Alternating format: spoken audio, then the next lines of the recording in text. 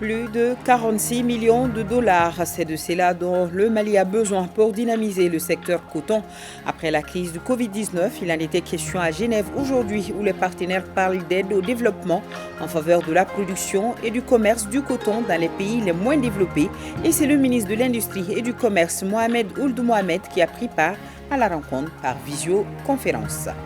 Cérémonie de sortie de promotion, la 34e de l'école d'état-major nationale de Koulikoro.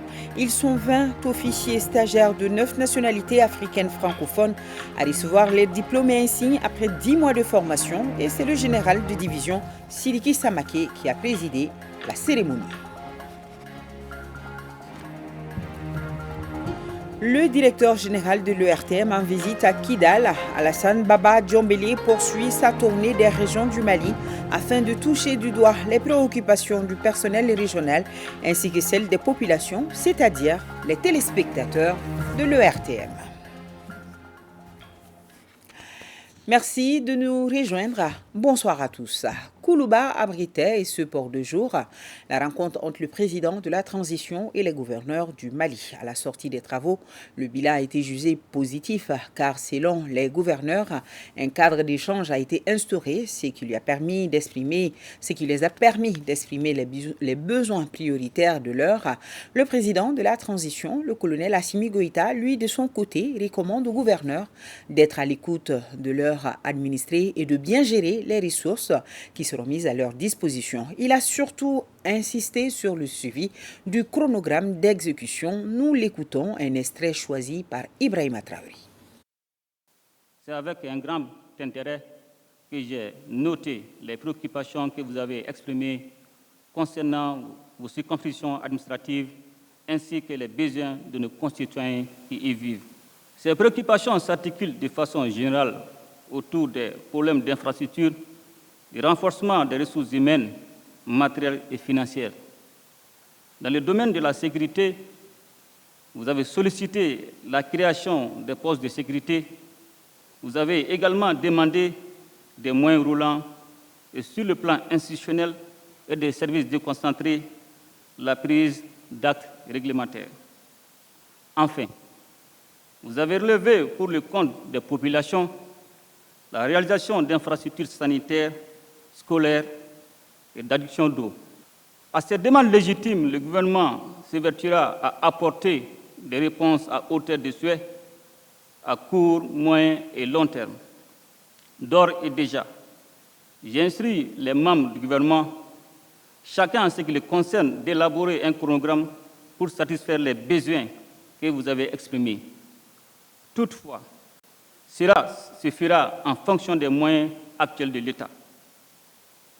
L'exécution du chronogramme fera l'objet d'un suivi par le ministre de l'Administration territoriale et de la décentralisation, porte-parole du gouvernement, à qui les gouverneurs rendront compte mensuellement. Et nous poursuivons avec notre série de réactions de nos 20 gouverneurs dans ce groupage. Je vous invite à suivre les gouverneurs des régions de Dioïla, Kaï, Koulikoro, Sikasso et Ségou. Ils sont au micro de Alousseyni Touré. Dioïla fait partie des nouvelles créations. Et qui dit nouvelles créations dit difficulté. En fait, lorsqu'on créait les régions, il n'y avait aucune structure qui permet de faire marcher ces régions. Donc, Dioïla ne fait pas exception à la matière. Ce que je peux dire, du point de vue fonctionnement, l'administration même n'était pas sur place. Il fallait mettre l'administration sur place, il fallait mettre les infrastructures, il fallait aussi donner les moyens à ceux qui seront sur place de pouvoir travailler. Ça, c'est du point de vue administration. Par rapport à la population, également, il y a des problèmes sociaux de base qui n'ont pas été résolus. Et les populations dans cette attente-là. Et chaque fois qu'il y a région, il y a un certain nombre de besoins en services sociaux de base qui doivent forcément être satisfaits. Il s'agit de l'école, il s'agit de la santé, il s'agit des besoins en eau. En termes de besoins en services sociaux de base pour la population, nous avons surtout exposé l'amélioration de nos plateaux techniques sur le plan de la santé, aussi la construction de certaines et réhabilitation de certains CSCOM, également le désenclavement. C'est vrai, nous avons remercié son Excellence le Président de la Transition le ministre des Transports, le ministre des Finances, le Premier ministre, par rapport à la reprise, les efforts qui ont été faits par rapport à la reprise des activités ferroviaires. Mais à cela, il faudrait quand même que le désenclavement se poursuive avec la construction des ponts sur le fleuve Sénégal au niveau de Bafoullabé. Également la construction de la route Kaye-Kenyeba, c'est-à-dire jusqu'à Sadiola, parce que Sadiola-Kaye c'est déjà fait. Également la route qui va à Yélémané, voilà, Djalaka-Yélémané, qui permet de gagner plus de 150 km voilà, en partant à Yélémané. Également le désenclavement, c'est aussi voilà, un nouveau corridor de Kaye vers la Mauritanie. Alors pour Koulikoro, nous avons un problème de santé au niveau de l'hôpital régional de Koulikoro dont le chantier a arrêté depuis un certain temps. Nous avons posé ce problème. Aussi, nous souhaiterions l'érection de certains centres de santé de référence en hôpitaux du district. Nous avons aussi demandé de façon générale le recrutement de personnel, que ce soit au niveau de la santé, que ce soit au niveau de l'hydraulique, que ce soit au niveau de l'assainissement, que ce soit au niveau de la direction régionale des transports. Nous avons demandé le changement, le recrutement de personnel. Nous avons aussi demandé des moyens roulants, des équipements de maintien d'ordre, de l'armement aussi pour les forces de défense et de sécurité. Pour les eaux et forêts, nous avons demandé à ce qu'il y ait des fourrages au niveau de certaines forêts. Alors, pour qu'on puisse aussi clôturer certaines forêts, pour que l'administration pénitentiaire aussi puisse avoir en tout cas des fourrages au niveau des centres pénitentiaires. De façon générale, c'est un problème de personnel, de moyens roulants, d'armement pour les forces de sécurité. Ici, il a été question de beaucoup de préoccupations dans le cadre du développement de la région de Sikasso. Mais je puisse relater quelques-unes de ces préoccupations. C'est notamment l'université de Sikasso, ici, dont la loi de création a été votée ce mois même. Et ensuite, il a été question un peu de l'aménagement du Locho et du Kotroni, pour qui connaît la ville de Sikasso. En tout cas, ces deux marigots, s'ils étaient aménagés, et nous avons beaucoup de chances d'éviter les risques d'inondation. Ensuite, il a été question ici d'aménagement de périmètre risicole, en tout cas dans tous les secteurs, l'élevage, pour qui connaît encore une fois la région de Sikasso, une région sylvo-agro-pastorale. Donc les unités de transformation, l'amélioration de la production et la transformation en matière de production agricole, production fruitière et sur beaucoup de plans.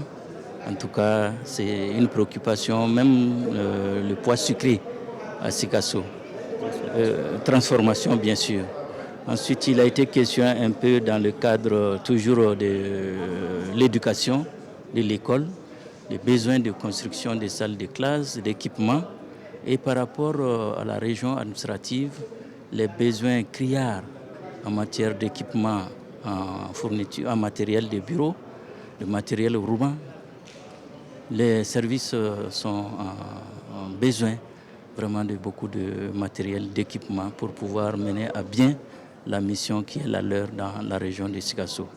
Les préoccupations au niveau de la région de Ségou, c'est des préoccupations qui ont trait d'abord à l'administration, comme je vous l'ai dit, c'est des problèmes de véhicules, des problèmes de logistique pour permettre le bon fonctionnement de l'administration, ce qui n'est pas tellement le cas. C'est pourquoi d'ailleurs des besoins ont été exprimés dans ce sens-là, sous la houlette bien sûr de notre département de tutelle, le ministère de l'administration territoriale et de la décentralisation, qui est en tout cas l'initiateur, n'est-ce pas, de cette rencontre-là, en rapport bien sûr avec l'autorisation de monsieur le président de la transition, qui a donné son cutis pour la tenue, n'est-ce pas, d'un tel séminaire, pour qu'il soit mis en tout cas au courant des difficultés qui sont les nôtres au niveau, n'est-ce pas, de chacune de nos régions.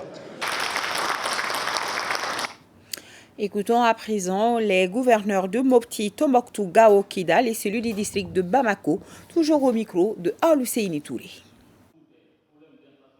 Mopti avait amené un package de propositions suivant 7 axes. Il s'agissait de tout ce qui relevait de la gouvernance, la sécurité et de l'administration. Ensuite, tout ce qui relève de l'éducation, des services sociaux de base, en réalité, nos préoccupations ont été prises en charge. Le président de la transition a ordonné au ministre de prendre ces préoccupations en charge et de donner, même de l'assortir d'un milestone, c'est-à-dire court terme, moyen terme ou long terme. Les besoins qui ont été exprimés ici au nom de la population de Tombouctou sont multiples, entre autres à l'éducation, à la santé, à l'hydraulique, à l'agriculture, également aussi aux conditions, à la sécurité bien entendu. Et nous avons mis l'accent sur le renforcement des dispositifs régionaux de sécurité à travers, entre autres, la création d'une région militaire à Gourmara-Rousse, le renforcement, la création d'un camp militaire à Diré, également aussi la création d'un poste de sécurité à Tonka. Par rapport à la santé, à ce niveau, nous remercions les autorités pour tout ce qui est en cours, pour l'extension et le renforcement de l'hôpital régional de Tombouctou. Par rapport à la région de Gao, c'est principalement les préoccupations de sécurité et les préoccupations d'infrastructure. La situation sécuritaire est plus ou moins maîtrisée par rapport au temps précédent, mais il y a des efforts encore à faire. Donc, en plus de ces deux préoccupations aussi, on a parlé de l'inemployabilité des jeunes de Gao.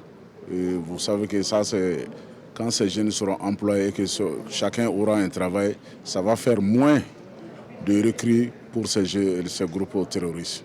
Pour ce qui concerne la région de Kidal, nous sommes venus avec une grande vision qui est de mettre en place une paix retrouvée dans une réconciliation nationale inclusive dans la région de Kidal. Alors, dans un premier temps, il est important de noter à suffisance que rien n'est possible sans elle. Et cela passe par des points d'articulation que j'ai évoqués ici, qu'il s'agit du retour des services sociaux de base, du retour des déplacés suite à la Covid et suite au conflit, du retour des plateformes déplacés internes en provenance de la région de Ménaka pour des raisons de conflit, pour une meilleure maîtrise de l'action de l'éducation, de la santé, de l'eau et de l'énergie pour une meilleure condition de vie de la population de la région de Kidal. Pendant les 2 jours de rencontre, nous avons échangé sur les préoccupations des services techniques déconcentrés de l'État en termes de besoins dans le domaine du fonctionnement, dans le domaine des équipements, dans le domaine des ressources humaines. On a également échangé sur les préoccupations des populations, toujours en termes de besoins socio-économiques. Nous avons également abordé la question sécuritaire. À ce sujet, nous avons parlé de moyens pour renforcer les services de sécurité. Nous avons parlé de comment assurer la vigilance, comment assurer un meilleur maillage au niveau du district de Bamako. Voilà, c'est ce qu'on pouvait dire ce soir sur cette rencontre du chef de l'État avec les gouverneurs du Mali. Ibrahima Djombélé vient de me rejoindre dans ce studio. Bonsoir Ibrahima Djombélé. Bonsoir Nyanya Traoré. Alors, vous êtes là pour la lecture d'un communiqué qui vient de nous parvenir de l'État-major général des armées. Tout à fait, c'est le communiqué numéro 052 de l'État-major général des armées ainsi libellé. L'état-major général des armées informe l'opinion que les forces armées maliennes ont repoussé des attaques terroristes visant des positions à Sévaré, Sokolo et Kalumba, tous mercredi 27 juin 2022. La riposte menée avec énergie et professionnalisme a permis de mettre en déroute les assaillants et de les poursuivre dans leur fuite. Combinant manœuvres terrestres, frappes aériennes et opérations aéroportés. La réaction prompte, courageuse et dynamique des FAMA a mis en lumière la vanité des actions désespérées des terroristes qui visent manifestement à faire des coups médiatiques pour masquer les pertes considérables qu'ils subissent depuis plusieurs mois. À Mopti, aux alentours de 1 heure, des tentatives d'infiltration ont visé l'un des checkpoints du camp Amandoun Bokari Baridi Balobo ainsi que des installations de l'armée de l'air. Par leur sang-froid et leur action coordonnée et proportionnée, les forces de défense et de sécurité ont rapidement maîtrisé tous les mouvements suspects. Les FAMA ne déplorent aucune perte en vie humaine ni en matériel. Par ailleurs, aux alentours de 2 heures, les FAMA du poste de contrôle de Barigodaga, commune urbaine de Mopti, ont repoussé des mouvements suspects en direction de Tongorogo, commune rurale de Sokura, celle de Mopti, en adoptant une posture dissuasive et en effectuant des tirs d'arrêt. À Sokolo, les capacités d'anticipation des FAMA, la précision du renseignement et la vigilance des hommes ont permis d'orchestrer une réplique coordonnée contre les assaillants mis en débandade et de mener la contre-attaque. Les ratissages se poursuivent avec un bilan provisoire de côté FAMA, 6 morts et 25 blessés, dont 5 graves, déjà évacués sur un centre de prise en charge. Côté ennemi, 48 morts, 3 pick-up détruits aux abords de l'emprise avec occupants et équipements et beaucoup de matériel militaire récupéré.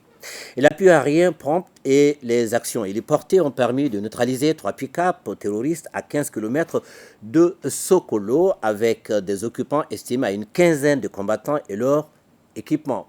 Ces actions ont également conduit à la récupération de 2 autres pick-up dont un équipé d'une mitrailleuse 14,5 monotubes à environ 4 km à l'ouest de Sokolo, plusieurs motos, de même que beaucoup de matériel militaire, des munitions, des armes, y compris 3 PKM, 2 mortiers de 60 mm. À Kalumba, dans le cercle de Mourdia, région de Nara, une attaque terroriste a été également contenue et vigoureusement repoussée tôt ce matin.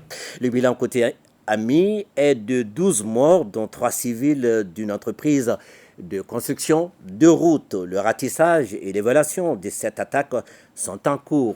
La poursuite aérienne a permis d'attaquer des bases logistiques terroristes sous couvert végétal dans les environs, réduisant ainsi de potentiels ennemis.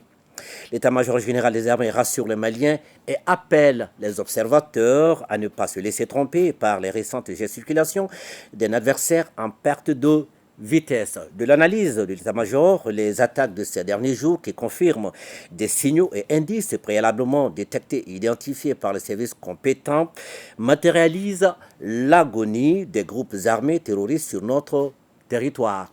De nombreux renseignements ont d'ores et déjà été récupérés sur les assaillants pour mieux identifier leur origine et leur soutien. À ce titre, un certificat de résidence portant le numéro 1179 PU-2 MAN en date du 23 novembre 2018, prouvant l'établissement de l'un des assaillants dans un pays voisin, a retenu l'attention des services compétents. Ces renseignements seront minutieusement examinés par le service spécialisé afin de déterminer les connexions et les éventuelles complicités.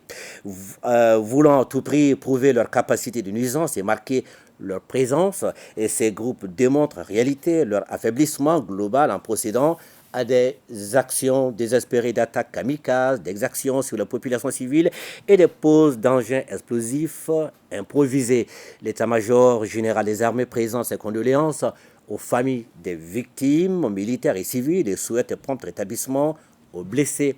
L'état-major général des armées rassure les populations que les forces armées maliennes demeureront fermes dans cette lutte antiterroriste et continueront à maintenir la pression sur les groupes armés et leurs sanctuaires. Ils comptent sur le soutien et l'accompagnement des populations dont la protection représente l'objet majeur des FAMA et dont la participation et l'engagement citoyen aident à mettre en déroute tous les ennemis du Mali. L'état-major général des armées rappelle que toutes les actions des FAMA s'inscrivent scrupuleusement dans le respect des us et coutumes des paisibles populations maliennes, de nos valeurs religieuses et sociales, des droits de l'homme et du droit international humanitaire. Voilà, Nyanya Alou Traoré, le contenu du communiqué numéro 052 de l'état-major général des armées. Merci beaucoup, Ibrahima. Merci beaucoup et bonne suite. Merci. Cérémonie de sortie de promotion, la 34e de l'école d'état-major national de Koulikoro. Ils sont 20 officiers et stagiaires de 9 nationalités africaines francophones à recevoir leur diplôme et insigne. Après 10 mois de formation, le major de la promotion est sénégalais. Il se nomme capitaine Abdoulaye Faye. La cérémonie a été présidée par le général de division Sidiki Samaké, secrétaire général du ministère de la Défense et des anciens combattants, en présence de plusieurs officiers supérieurs et des autorités régionales. Jules Sambou Sissoko, correspondance. Sur la place d'armes du centre d'instruction Boubacar Sarassi de Koulikoro, 20 nouveaux officiers stagiaires, dont 12 Maliens. Ils viennent de 9 pays africains, le Bénin, le Burkina Faso, la Côte d'Ivoire, la Guinée, le Niger, le Tchad, le Togo, le Sénégal. Ils les reçoivent avec fierté et honneur. Leur diplôme est insigne au terme de 10 mois de formation de qualité avec un encadrement professionnel à l'école d'état-major national de Koulikoro. Ces 20 stagiaires se sont familiarisés aux méthodes et techniques d'état-major, aux procédures opérationnelles, les techniques d'expression écrite et orale, la messagerie opérationnelle, la rédaction des ordres, la conduite des opérations, l'anglais opérationnel et le modèle de bureautique. Ces instruments leur permettront de s'intégrer avec aisance dans les états-majors interarmes, nationaux ou multinationaux, déployés dans un cadre national ou dans les opérations de soutien à la paix et d'y effectuer tous les travaux génériques. Ces officiers stagiaires s'engagent à capitaliser les connaissances acquises, indispensables à l'accomplissement correct de leurs devoirs. La 34e promotion de l'UMN de Koulikoro ne compte pas de personnel féminin. Le major de la promotion est le capitaine Abdoulaye Faye Diène du Sénégal. Le secrétaire général du ministère de la Défense et des anciens combattants, le général de division Sidiki Samaké, a exhorté les officiers stagiaires à cultiver le sens du devoir et du patriotisme. La dynamique que nous avons enclenchée au niveau du ministère de la Défense avec l'état-major général des armées, la direction des écoles militaires, pour que nous puissions avoir des militaires performants, pour que notre armée, qui a amorcé une dynamique de remontée en puissance, puisse être concrétisée par cette formation. Et c'est le lieu de remercier l'état-major général des armées, et la direction des écoles militaires et tout ce qui concerne les écoles pour leur abnégation, leur dévouement dans le cadre de la formation de nos militaires. Ces jeunes doivent aider à planifier les opérations. Je crois qu'ils sont outillés pour ce faire. Un défilé militaire bien cadencé de plusieurs sections a bouclé la cérémonie de sortie de la 34e promotion de l'EMN de Koulikoro.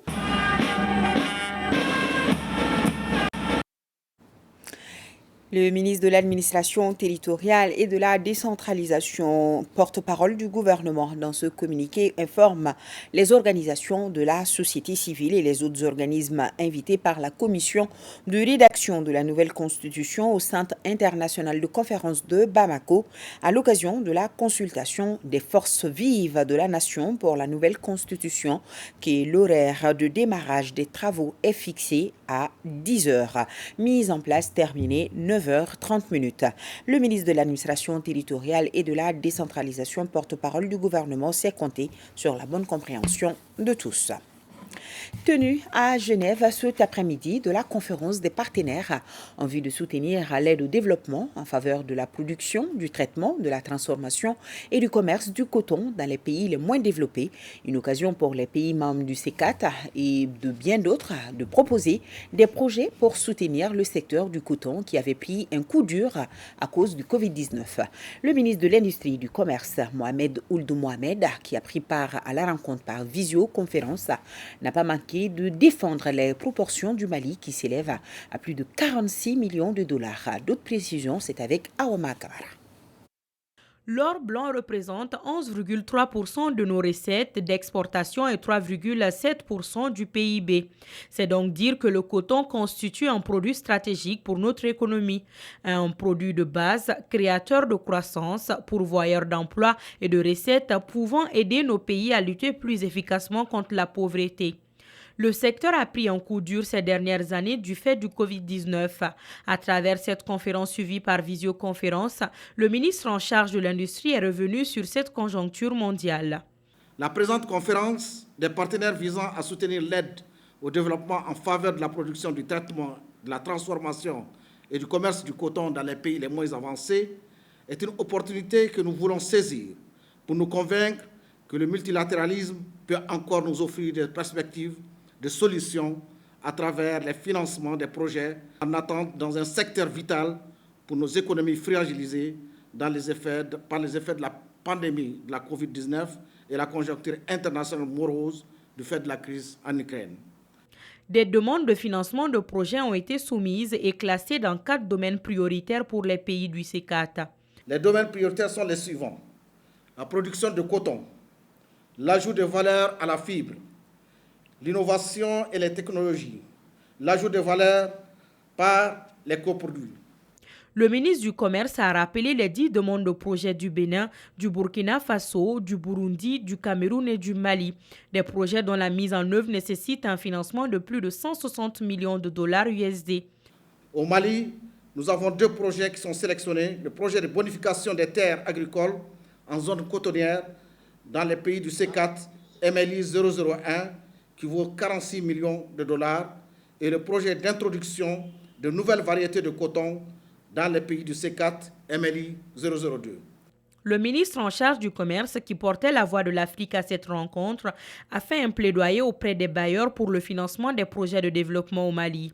La mise en œuvre de l'ensemble des projets à travers un financement adéquat contribuerait grandement à l'amélioration des revenus et des conditions de vie des populations les plus vulnérables dans les pays les moins avancés, producteurs et exportateurs de coton, et constituerait également un engagement concret de votre part pour l'atteinte des domaines visés par les objectifs de développement durable.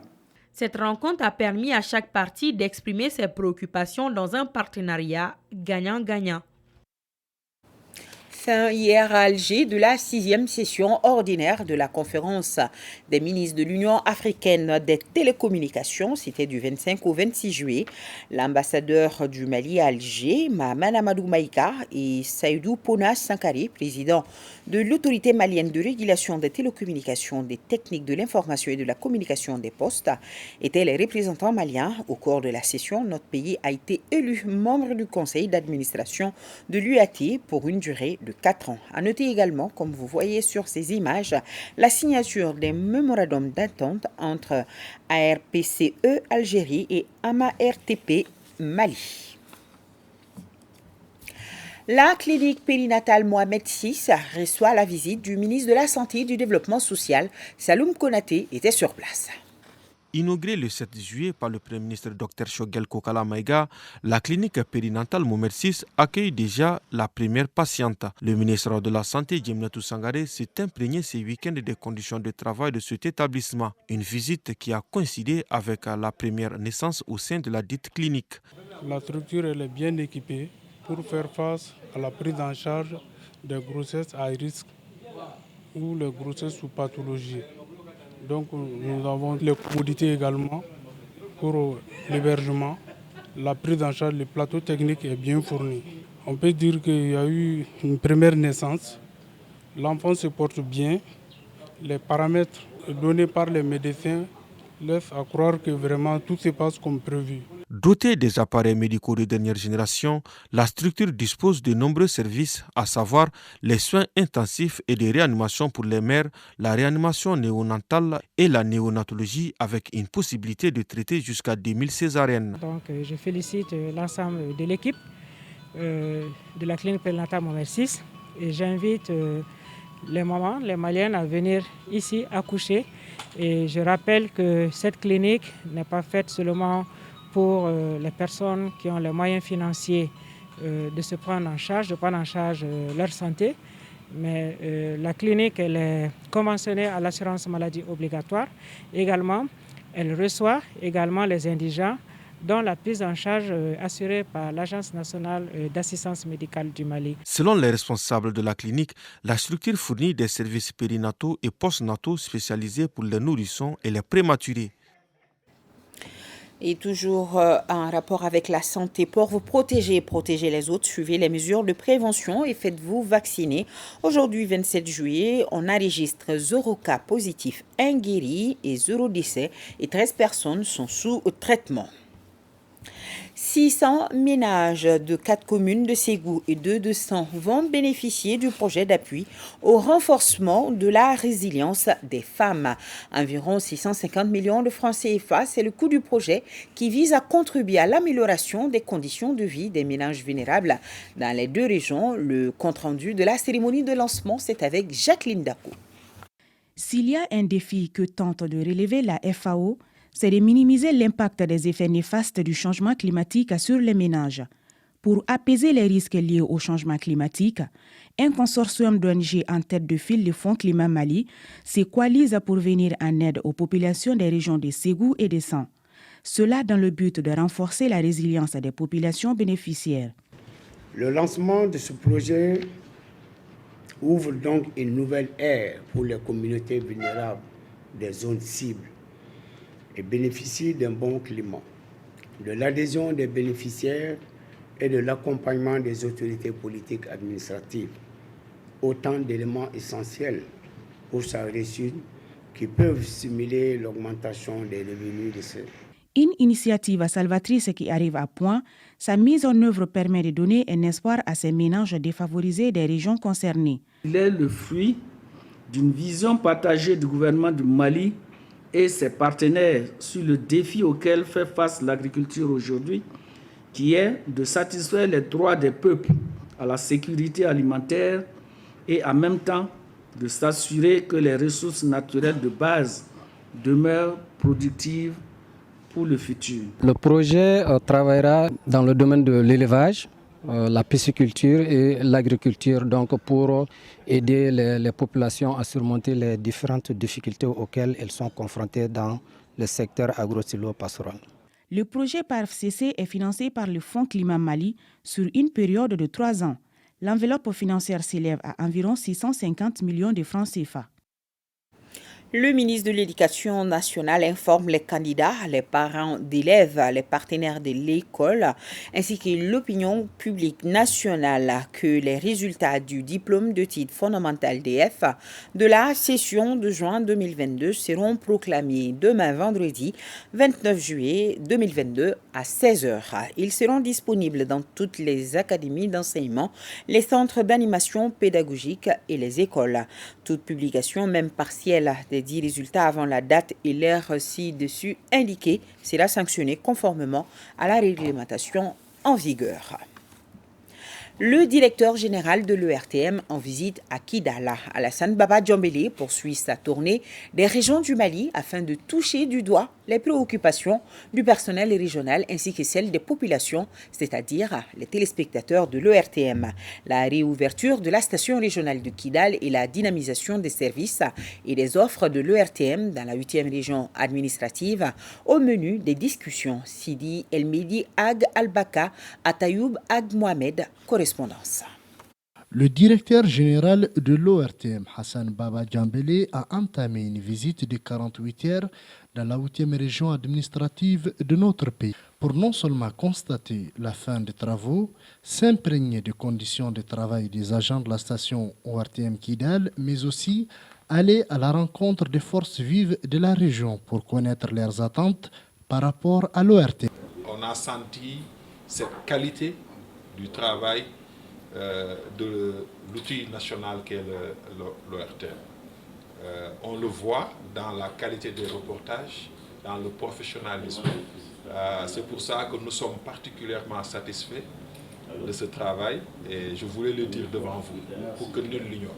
La rencontre des chefs coutumiers et les autorités administratives de la 8e région, le directeur général de l'ORTM et sa délégation ont pu prendre connaissance des attentes de l'administration qui salue au passage les efforts du premier responsable de l'ORTM. Je remercie la délégation pour avoir effectué le déplacement dans notre région ici à Kidal, ce qui va donner vraiment une visibilité vraiment de notre région. Le directeur général de l'ORTM a aussi donné les coups d'envoi de la semaine sportive initiée par la Jeune Chambre de Kidal et parrainée par le ministre Moussa Ag Attaher. À la découverte du siège de la station régionale déjà réhabilitée par le gouvernement, la 97.5 FM qui sera dotée très bientôt des équipements de dernière génération pour permettre aux populations de Kidal de profiter d'une large couverture.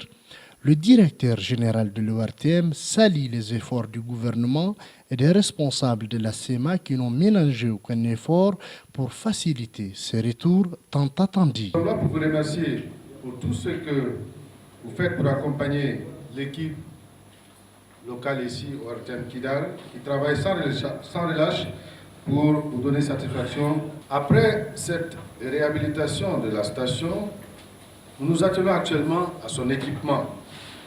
Ce processus est également en cours et en bonne voie. Inch'Allah, ces équipements seront bientôt acheminés ici à Kidal et la station qui dispose déjà d'une grille de programmes depuis plusieurs années pourrait très bientôt redémarrer ces programmes au bonheur des populations. Ce périple qui a été meublé de plusieurs rencontres, notamment avec les agents de l'ORTM, les responsables des services sociaux de base, les responsables de la société civile et les autorités communales de Kidal. Alassane Baba Djambeli a ainsi reçu des mains du 3e adjoint au maire de Kidal le diplôme de citoyen d'honneur de la commune urbaine de Kidal. Les femmes de Kidal ont aussi remis au directeur général de l'ORTM une tente traditionnelle, Touareg et Hakit et plusieurs autres cadeaux en guise de reconnaissance au cours d'une cérémonie pleine d'émotions. Je connais l'homme en question, le directeur général. Je connais aussi son ministre et je connais aussi les représentants régionaux. Et j'ai espoir et j'ai confiance que ce trio ne fera que vous ajouter du bien sur du bien. Motivé à prendre la parole aussi, c'est de remercier le directeur général pour tous les efforts qu'il fait. D'abord, il y a un recrutement local des jeunes de Kidal. Ça, vraiment, ça n'a pas passé inaperçu. Donc, on a tous dit ça. Le deuxième, c'est la réhabilitation de la station de la radio, qui est vraiment une étape pour la communication. C'est très important pour la communication et pour la région de Kidal. Le désormais citoyen d'honneur de la commune urbaine de Kidal et sa délégation ont été aussi reçus par le président de la CEMA qui a réaffirmé son engagement à soutenir la relance des activités de la station régionale ORTM Kidal. Merci beaucoup à Kidal pour ces cadeaux pour notre directeur. La Maison de la Presse, en partenariat avec l'Union européenne et le PNUD, lance le projet de formation intitulé « Les ateliers du reportage ». Il s'agit d'une formation de 9 mois sur la maîtrise du reportage et de l'enquête pour les jeunes journalistes du Mali. Compte rendu, Valentin Roger Diallo, Sidi Modibo Damlé. Suite à un appel à candidature, 20 participants sont retenus comme bénéficiaires de cette formation dénommée les ateliers du reportage. Âgés de 20 à 35 ans, ce sont des jeunes journalistes en début de carrière, journalistes stagiaires et blogueurs désireux d'acquérir la technique et les réflexes du reportage et de l'enquête. La formation, les ateliers du reportage, est un cycle de formation continue et de production de 9 mois qui vise à ancrer la maîtrise du reportage et de l'enquête, deux genres journalistiques majeurs chez les journalistes du Mali, prioritairement les jeunes journalistes. Les médias maliens sont encore attendus sur le piédestal pour répondre aux besoins en information de ceux pour qui ils parlent, écrivent et montrent. La formation est basée sur un coaching personnalisé tout au long des 9 mois de la formation avec des phases intensives assurées par des professionnels du métier. L'Union européenne, partenaire du projet, accorde une grande importance à la formation des hommes de médias. Nous sommes aussi très contents, comme Union européenne, de remarquer, comme vous l'avez bien souligné, qu'au final, il y a 80% de bénéficiaires femmes dans ce projet. Et c'est donc quelque chose à louer aussi pour nous. Je voudrais aussi vous remercier pour toute l'énergie que vous mettez dans ce programme et aussi le PNUD pour tout l'accompagnement qu'il fait pour ce projet. Pour participer à la formation, les bénéficiaires ont pris un engagement d'assiduité. En outre, ils auront une obligation de production régulière de reportages. Le ministre des Affaires religieuses, du culte et des coutumes invite l'ensemble des confessions et associations religieuses culturelles et cultuelles, chacune dans son lieu de culte habituel et sur toute l'étendue du territoire national, à des séances de prière et bénédictions collectives pour la paix et la stabilité au Mali, suivant le programme ci-après. Pour les musulmans du Mali, à travers le Haut Conseil islamique et ses démembrements, ce vendredi 29 juillet 2022. Pour les chrétiens, catholiques et protestants, à travers respectivement la conférence épiscopale et l'ANGPM, ce dimanche 31 juillet 2022. Pour les pratiquants des cultes traditionnels selon leur agenda, en tout cas avant le 31 juillet 2022. Le ministère comptait sur le degré de patriotisme et de croyance des fidèles pour la réussite de cette activité hautement spirituelle.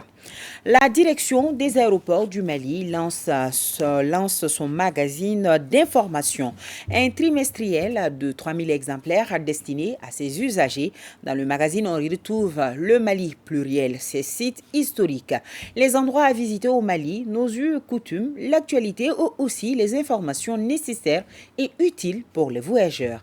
Alpha Maïga nous en dit plus. Aéroport international président Modibo Keïta de Bamako. Ces passagers d'un jour n'attendent pas dans une salle d'embarquement. Ils sont réunis pour le lancement d'un magazine intitulé Mali Aéroport, un magazine trimestriel en quadrichromie sur papier glacé tiré à cheval. La plateforme est dotée d'une équipe et des moyens techniques dédiés pour vous servir au mieux. Elle est disponible à tout moment. La réalisation d'un tel projet, objet de la présente cérémonie, vient à point nommé au moment où le trafic aérien enregistre un regain de croissance. Le magazine Mali Aéroport est un outil privilégié mis à la disposition des passagers pour découvrir dès l'aéroport de Bamako les meilleurs choix, les meilleures adresses et les meilleures découvertes du pays de Kankou Moussa, le plus grand voyageur de tous les temps. Par cette plateforme de communication intégrée, Aéroport du Mali mettra la destination Mali en lumière, communiquera les facilités d'accès au territoire, vantera les opportunités d'affaires. Ce nouveau magazine s'adresse aussi bien à ces passagers internationaux qu'aux nombreux Maliens qui empruntent la voie des airs. Notre plateforme pourra combiner, de par sa nature, de multiples facettes de la destination Mali. Cet outil soutiendra notre politique de développement destinée à augmenter la desserte du pays. La nouvelle plateforme se positionne sur le plan éditorial comme un support de communication indispensable aux voyageurs qui découvriront le charme du pays et le nouveau visage des aéroports du Mali. J'exhorte tous les acteurs du secteur aérien à faire sienne cette plateforme afin qu'elle serve d'outil d'information et de guide pour les usagers de nos aéroports. Avec son portail, son application mobile, le nouveau magazine s'intègre déjà comme celui qui manquait aux voyageurs pour écourter les grandes pauses à l'aéroport de Bamako en se reposant sur la promesse faite par son directeur de publication, faire vivre aux passagers une expérience malienne de qualité. Pour réussir ces missions, la communication jouera un rôle prépondérant.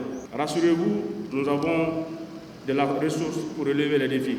Magazine gratuit, pratique, informatif, prescripteur et riche en visuels, la nouvelle plateforme de l'aéroport du Mali illustre tout simplement une des facettes du Mali Koura. L'ONG internationale Right to Play lance le projet WASH dans 30 centres de développement de la petite enfance de Bamako et Kalabankuro pour une durée de 9 mois. Fademba Keïta nous en parle. L'équipe de jeu de l'ONG Right to Play place les participants et les officiels présents à l'atelier de lancement du projet WASH au cœur d'un jeu de santé, le lavage des mains au savon. Comme si elle était devant les enfants des centres de développement de la petite enfance, les techniques sont vite assimilées dans un climat ambiant. Pour les mères éducatrices, c'est à travers l'approche par le jeu que les activités comme la tenue des cours, l'hygiène et l'assainissement sont exécutées. Avec les jeux mobiles, on apprend les enfants à jouer le jeu et à connaître le rôle du jeu. C'est tout un ça.